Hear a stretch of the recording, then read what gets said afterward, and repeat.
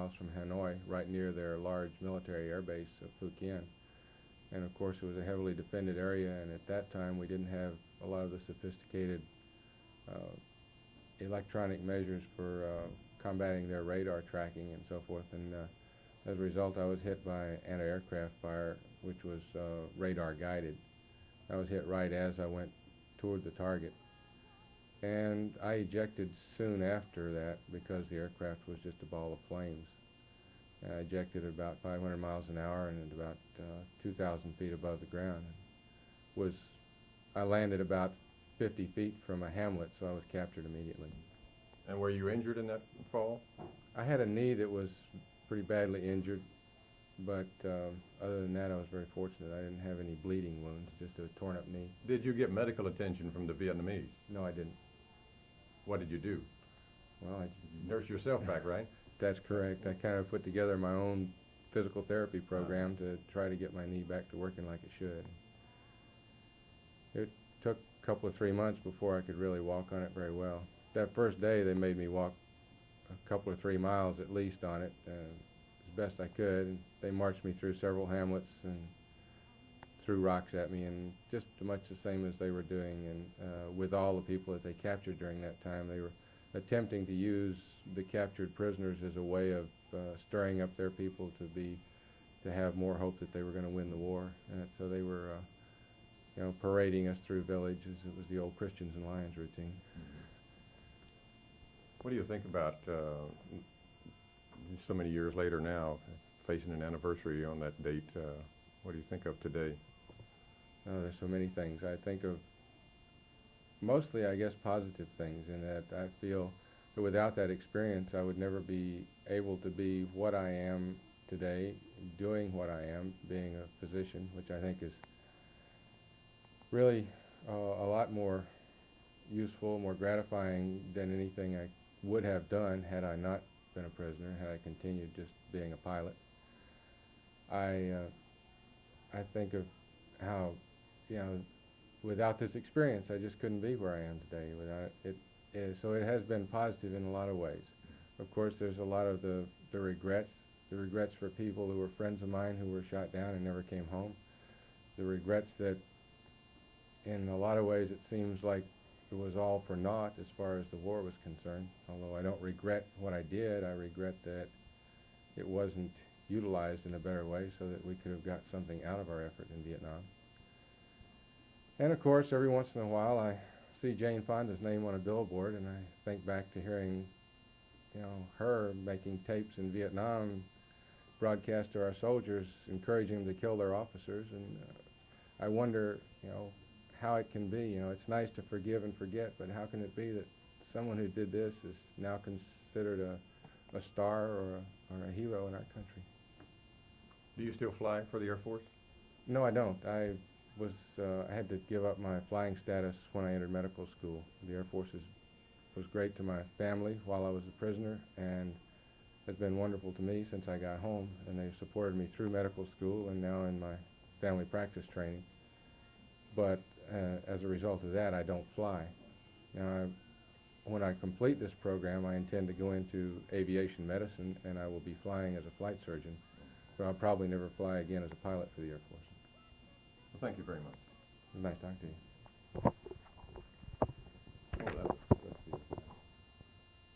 You're an easy man to interview. Thank you. A lot of interesting things to say. Lieutenant Colonel Select. I'll be in LC in February. In September. Yeah, on my leave in September. But we continued to get our promotions on schedule while we were prisoners, and continued to be promoted, of course, after I got home. What was your I was rank? shot down as a first lieutenant and returned home as a captain, and made major a year and a half later.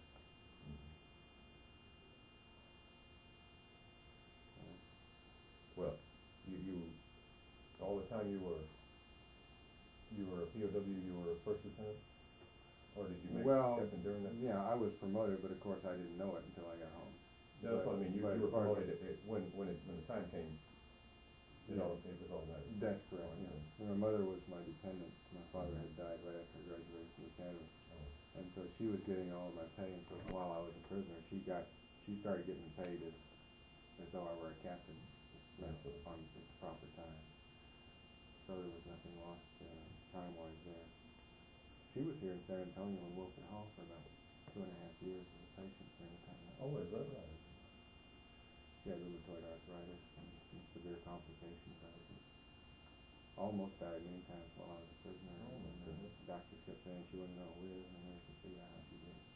She lived for 1 year after I got home, almost to a day. Would you give me the breakdown again after you graduated from what did it say to you about that? Wrote me a nice letter. Said, So what is an engineer? Engineers are people who combine mathematics and science to invent and construct practical items for everyday use. Everything from telephones to stereos, from cars to airplanes, were conceived, designed, and manufactured by engineers. Engineers not only improve on old ideas, such as adding remote controls, color, and stereo to televisions, they also are the creators of new ideas. An engineer pushes the limits of the imagination.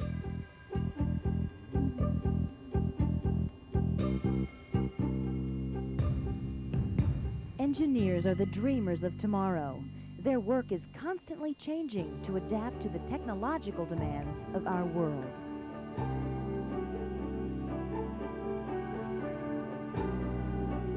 Electrical engineers develop increasingly powerful computers. They do this by including more and more information on a single, very small computer chip.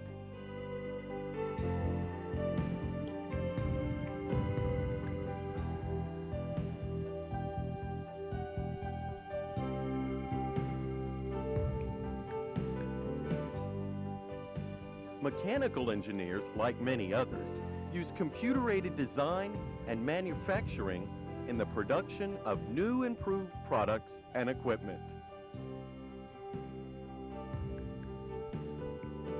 Buildings and bridges are designed by civil engineers whose ultimate goals are to provide for the safety of the public. The effects of the environment are taken into account by architects, engineers, and draftsmen when they create and build these structures. Aircraft like this Harrier jet are products of the creative efforts of aeronautic and aerospace engineers.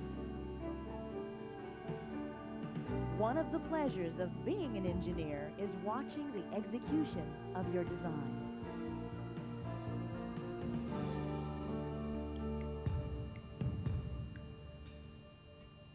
In the mid-1970s, chemical engineers developed new byproducts to create gas substitutes. Their knowledge of chemistry, combined with their engineering skills and problem-solving techniques, allow them to examine a problem and find alternate solutions. So you want to be an engineer? Well, how do you become involved in the types of activities you've seen this far? You can attend a university which has an engineering department. At Trinity University in San Antonio, you can become involved in the engineering science program. The program incorporates mechanical, chemical, and electrical engineering. How do you be prepared to become an engineer? In this country, there are 2,000 accredited engineering programs. About 700 are engineering technology, about 1,300 are normal engineering or conventional engineering, and about 15 are engineering science. Let me tell you about these three types of preparation to be an engineer. Engineering technology programs try to train engineers to be able to operate and manage and understand current technology. Conventional engineering programs provide training in technology, but they also provide training in education and theory. Engineering science programs are at the other end of the spectrum they seek to educate students in creative engineering, understanding how systems work, how manufactured products come into existence, the theory behind them, how they can be changed, etc. In short, I have a definition here that I've made of engineering science. Engineering science is knowledge and understanding of how manufactured devices and systems work, including the effects of material properties, material configurations, and responses to the excitation of energy as constrained by natural law. Creativity is encouraged within the engineering science program as critical thinking and problem-solving skills are developed. Theory is taught in the classrooms, reinforced in the laboratories, and applied in each of the semester design projects. Design, of course, is creative. We have the only 8-semester design sequence set of courses that I know of in any program. We start out in the first year and have a competitive design project in the fall and another one in the spring as we teach computers, we teach descriptive geometry, we teach computer-aided design. Then each semester after that we have a design project that's oriented either mechanically or electrically or in chemical engineering and heat transfer.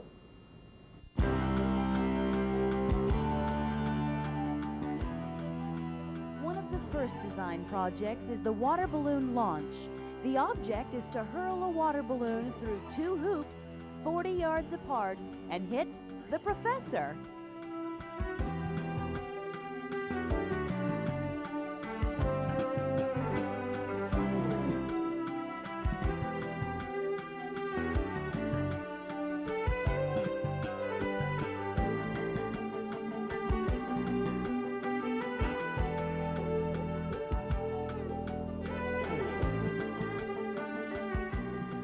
Another design project challenges the students to a boat drag race.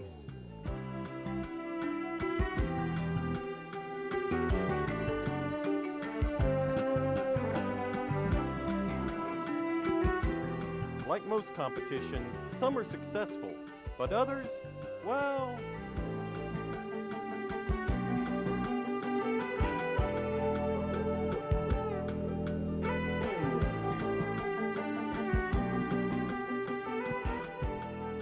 Competition encourages students to design, build, and test a bridge built solely from computer paper and glue.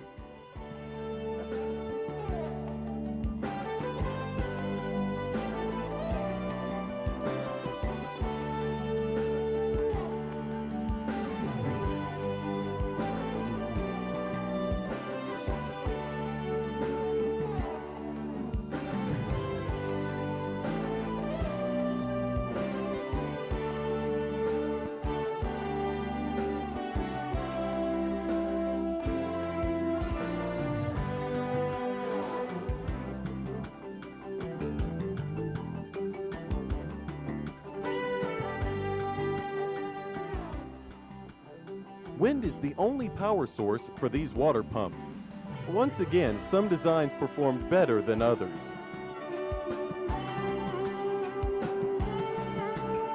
These electronic circuits were designed and built by students.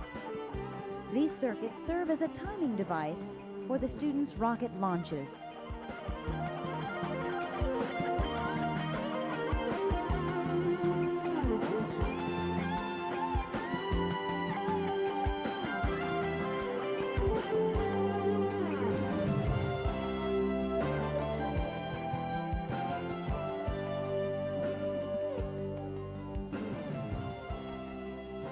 The Senior Design course is the capstone of all engineering courses at Trinity.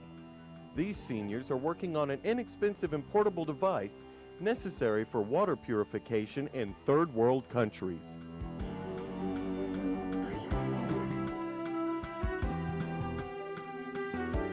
Electronic design requires properly functioning integrated circuit chips. Here, a chip tester indicates which of these chips work and which do not.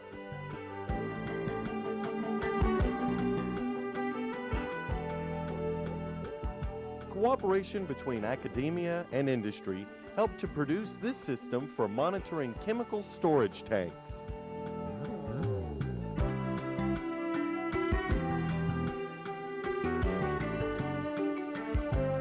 Research involving robot vision is a stepping stone to the robotic manufacturing of today.